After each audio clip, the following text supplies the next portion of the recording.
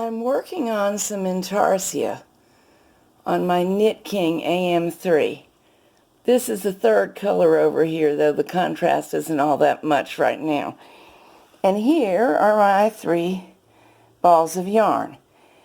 For Intarsia, you do not put them through the yarn feeder or in the... Instead of going in the yarn bowl and through the tensioner, and this is true on all machines, you use 3 separate balls or however many colors you have, or separate bobbins or one of the other little gizmos to keep the yarn orderly. What I'm using for this little experiment is just the balls, and I'll have to use my fingers to tension because of it.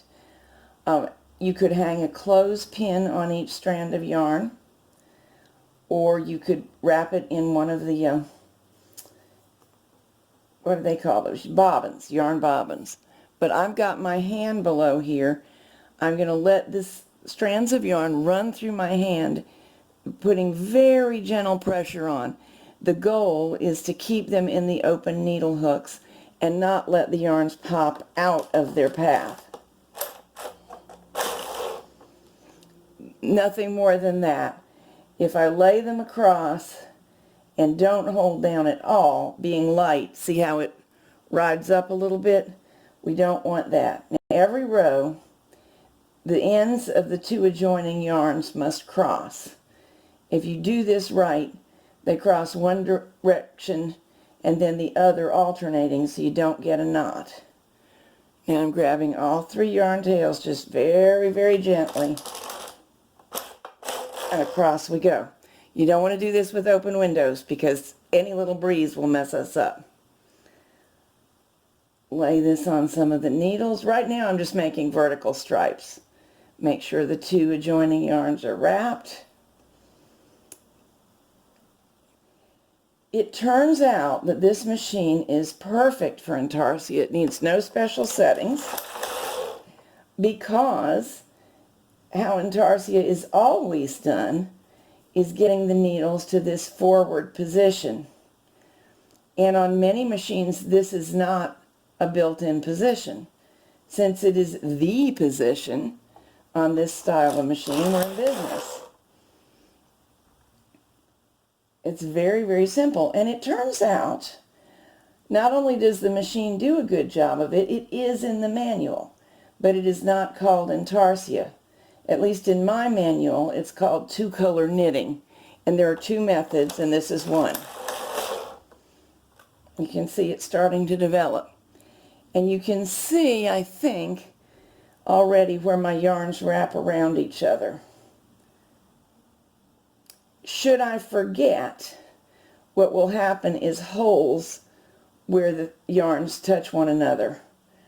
And while you could turn that into a style thing for some occasions, most of the time if we're knitting a sweater or any other ordinary thing we would want, we don't want holes in the fabric. Now, although I'm just making vertical stripes, you can do anything. Let me start changing it a little bit. I'm going to widen the center turquoise stripe by 1 stitch on each side. Many times we work from a chart. Consult the chart. It relates to which needles will knit which color. I'm going to do that again. Widen the turquoise stripe. But even so, I still have to remember to get one yarn wrapped around the other. So you could put a diamond in the middle of this, or a heart. You could put certain fairly detailed things if you're careful. For example, you could make the shape of a little girl with a head and a dress shape and probably legs, but you wouldn't want to try to Intarsia her facial features in. You'd probably want to embroider those in later. A fish, a sailboat, that kind of thing work well. Excessive detail just doesn't lend itself. It's very hard to keep up with the chart, and then sometimes the knitting just doesn't reflect it the way you thought it would. But all kinds of designs can be simple and still be good.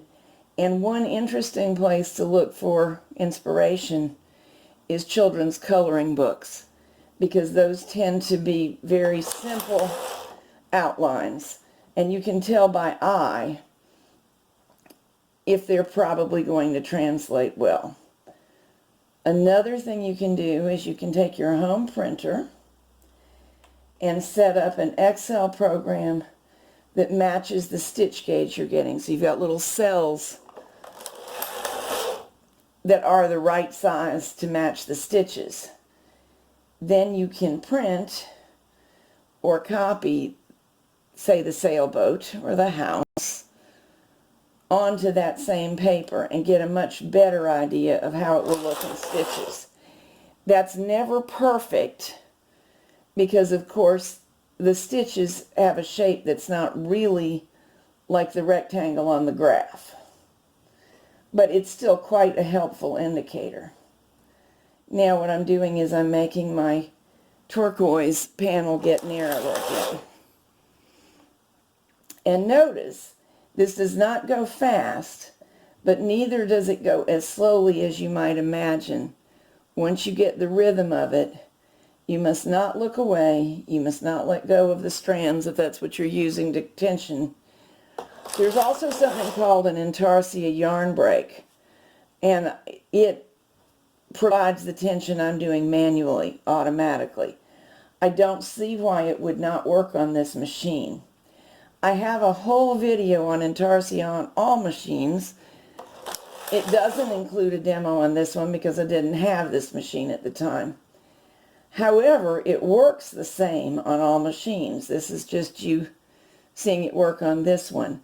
So everything else in that video will be useful to you if you decide you want to fool around with Intarsia. For your information, what I'm using here is the leftover yarns from my sock, the single bed sock I made a few days ago. And so we've got 2 sock yarns and 1 plain yarn that I was using for waist yarn. And pretty soon you'll see how cute it comes out. Now this is a nothing design. Where Intarsia is very, very cute is for children's clothes and pillows, in my opinion. It could also be used for things like team sweaters, cheerleading sweaters. I've made myself Intarsia sweaters where I thought the theme was reasonably well suited to an adult. Holiday themes, seasonal themes are easy to pick up with this technique. And a lot of times you only need, whoops, I missed some. I don't want to drop stitches.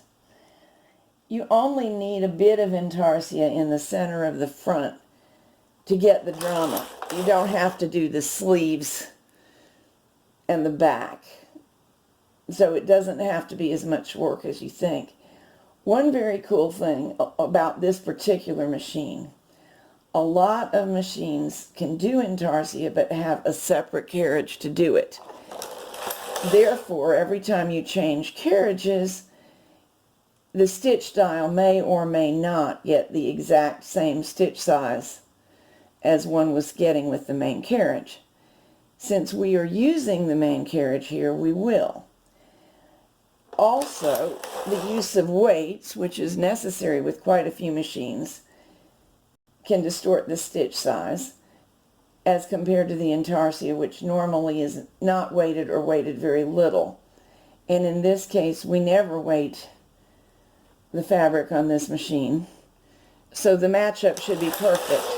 My reason for bringing it out is, suppose you make a beautiful argyle vest front for a gentleman of your acquaintance, and you want the back to be just plain knitting, which is a pretty common thing to do. You shouldn't have a gauge problem. It should be a perfect match. I'm ready to get this off and have a look. How about you?